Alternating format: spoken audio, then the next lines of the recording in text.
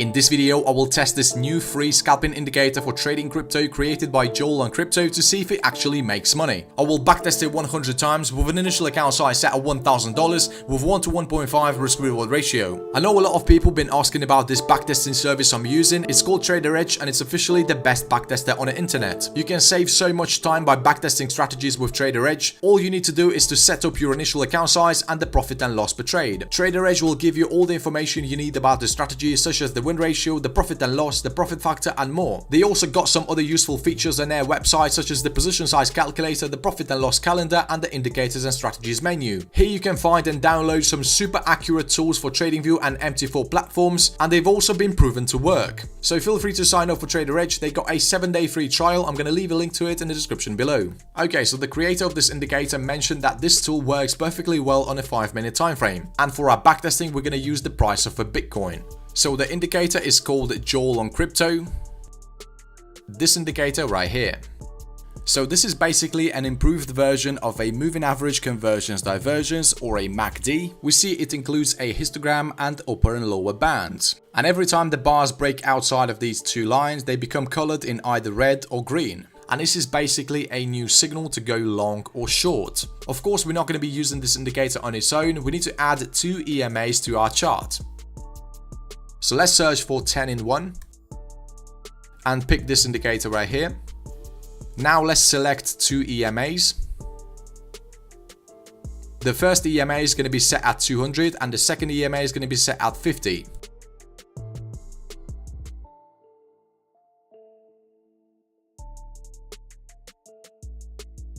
Also, to stay consistent with our backtesting, we need to add another indicator to the chart.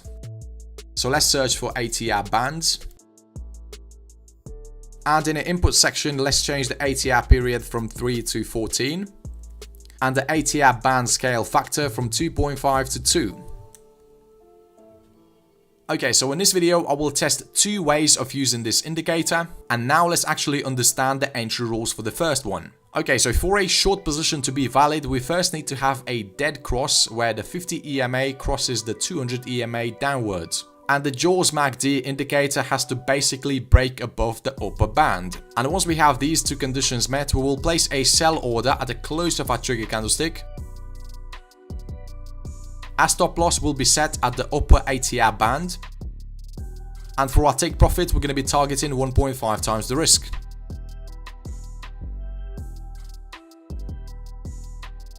As you probably noticed, this indicator works the other way around. On the regular MACD, you would normally take a long position at this point, but this indicator obviously works in a different way. I'm assuming it's designed to identify the times when the price is making a retraction in the confirmed trend, and we basically want to enter somewhere at the top of this retraction. Exactly opposite would be true for long entries. First of all, we're waiting for a golden cross. This is where the 50 EMA crosses the 200 EMA upwards. And then we're simply waiting for an indicator to break below the lower band. Okay, so we see we had a signal right on this candlestick. By the way, the price action doesn't necessarily need to be above these EMAs. Our stop loss will be set at the lower ATR band. And our take profit target will be set at 1.5 times the risk.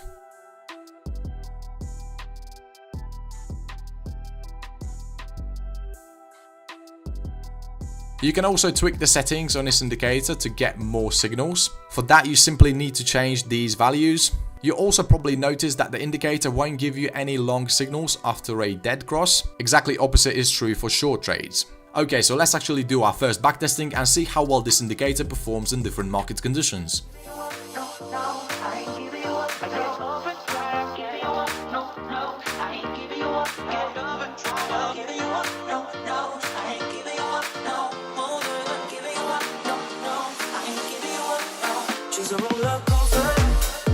Okay, so the first backtesting is finished and we actually got some really bad results. Our win rate is only 38% and we actually down 12.13%. I found those 100 setups within 35 days. The profit factor is only 0.92 and we had 4 consecutive wins against 8 consecutive losses. And this basically tells me that this is probably not the best way of using this indicator. I mean, it almost feels like if we took opposite trades, the win rate would have been higher. Okay, never mind, let's move on to the second way of using this indicator. So for the second strategy, the rules will slightly be different. Before placing a buy or a sell order, we need to have these colored bars turn back to gray. And this method is something similar to using an RSI indicator, for example. So we're not going to take a trade as soon as we have a breakout, because we see the price usually keeps moving in that direction. So for example, you had a signal to go short right there, but you would have entered right on his candlestick.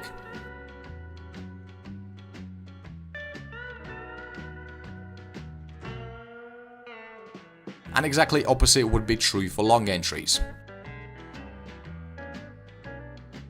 Okay, let's do our second backtesting and hopefully the results will be better.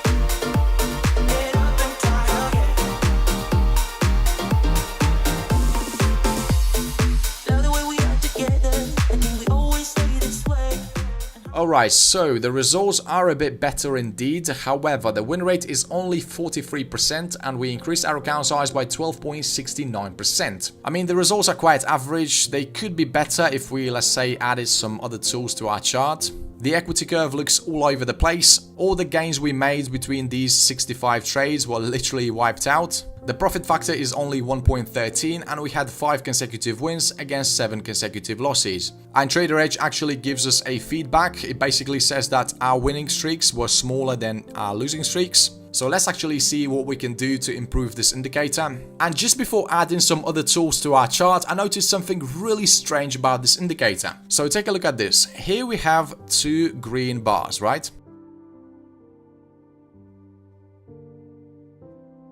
We see the indicator actually printed 4 bars that are actually outside of this band. Look, I'm not trying to make some false statements here, but the indicator is clearly repainting. Maybe I'm wrong, but I would definitely suggest the creator to fix this issue. Okay, let's say the indicator is not repainting. How else could we actually improve it? So the first thought I had was to replace these EMAs by a whole suite indicator.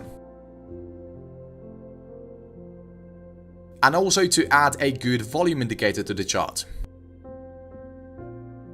Okay, let's make some slight adjustments to this whole suite.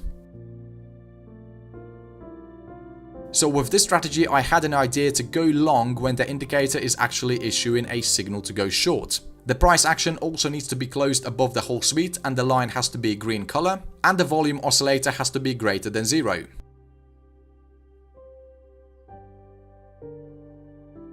I noticed that this method seems to work pretty well.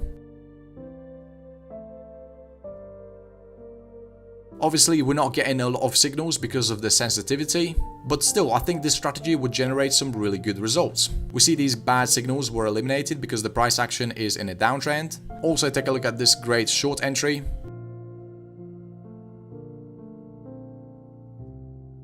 Obviously, I cannot backtest this strategy because of my assumption that the indicator is repainting. Okay, I think that's going to be it for this video. If you enjoyed it, please smash the like button, it really helps with the channel. Thanks for watching and see you in the next video.